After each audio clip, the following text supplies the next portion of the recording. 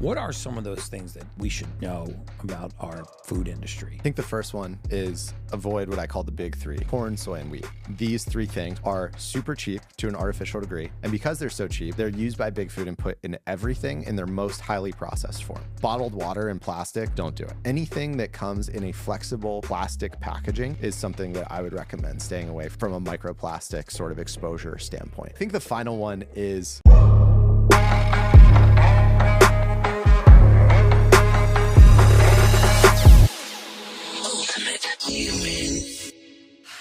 Hey guys, welcome back to the Ultimate Human Podcast Shorts. I have a really interesting twist for you today. I just ran a podcast with Justin Mayers from Kettle and Fire and TrueMed. We talked all about the food industry, the benefits of bone broth, but I thought it would be really interesting to do some eye-opening statistics today on today's short about the food industry, some things that you may or may not know, and some quick actionable things that we could do to address these in your daily life for your family. So welcome to a twisted version of Ultimate Human Shorts. Usually these are me just all by myself, talking about a topic into the camera, and they really have a lot of traction with my audience. But I wanted to have you on because you really brought to light some really fascinating stats about the food industry for me that I found shocking. I think the audience is going to find shocking. And then what's some actionable steps we could do? So what are some of those things that we should know about our food industry? Yeah, I think the first one is avoid what I call the big three: corn, soy, and wheat.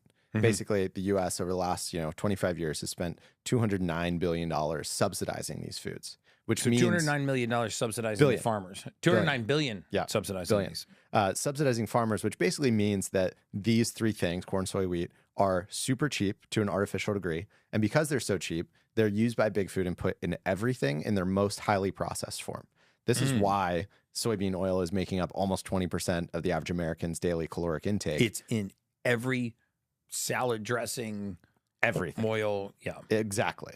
And so my strong viewpoint is that if you want to be healthy, avoiding the big three of corn, soy, wheat as often as you can, especially if you're buying any sort of packaged food, is a must. Okay, corn, soy, wheat, and these also have a tendency to be the most genetically modified or genetically engineered foods.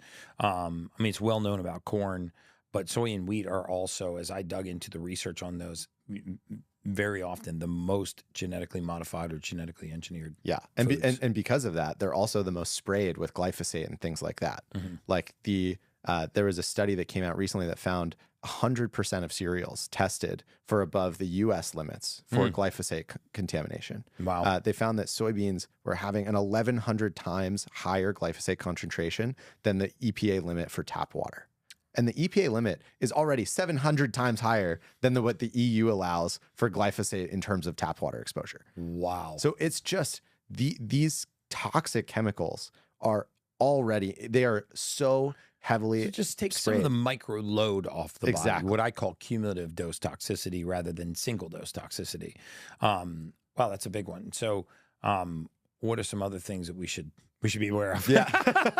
So that's a big one. All right. The second thing that is becoming a bigger deal is you're seeing a lot more around PFAS, polyfluoroalkyl alkyl substances, also known as forever chemicals, and microplastics. I think that these compounds definitively have impacts on your system, your biology's development, your hormones, your endocrine system, things like this.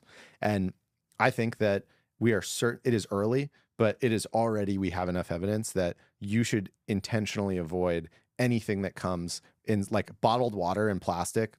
Don't do it. Like anything that comes in a flexible plastic packaging is something that I would recommend staying away from a microplastic sort of exposure standpoint. And is there a test that we can do to test for microplastics? There are some tests that you can do. I believe Vibrant Wellness runs some.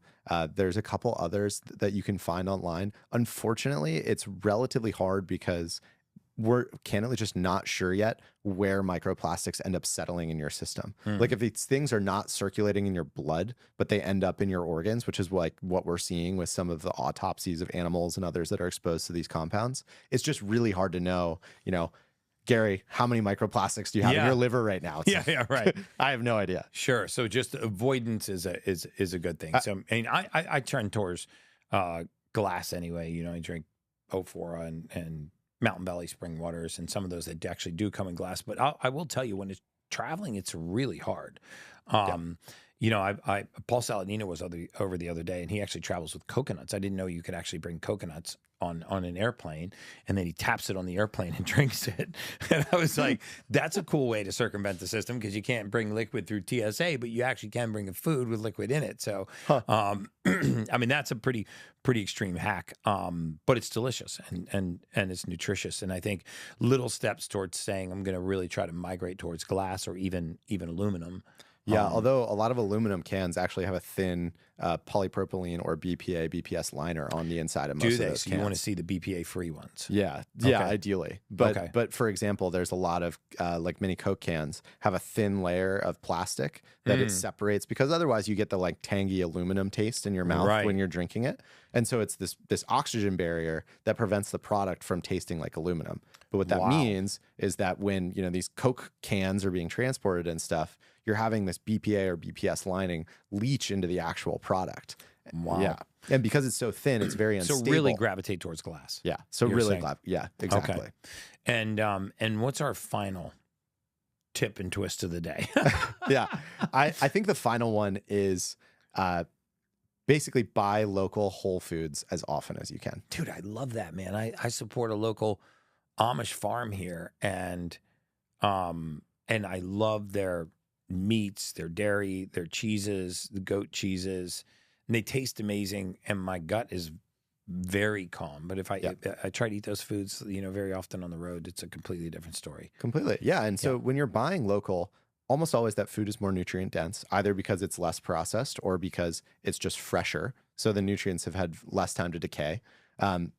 Almost always it tastes better. Yeah. And almost certainly, because you're buying from a local smaller farmer, you have not had to put a bunch of processing chemicals, a bunch of like processing packaging, a bunch of artificial flavors, artificial preservatives, like all these sorts of things. You don't need to preserve the transport and the storage and all of that. Like you need to take a piece of spinach from California and get it into your mouth in Miami 3.5 weeks later. You need a lot of food science and a lot of chemicals to make that happen. To get a piece of spinach from 60 miles outside of here into your mouth within 48 hours, basically nature just handles that itself. Right. And so I think that if you eat primarily from local food sources where possible, especially the staples, so like meat, veggies, fruits, you are basically absolving yourself and not exposed to a lot of the risks and downsides endemic in our very broken food system. Wow. So eat local, drink out of glass, and avoid wheat, soy, and corn, especially if it's the GMO or genetically modified or genetically engineered version.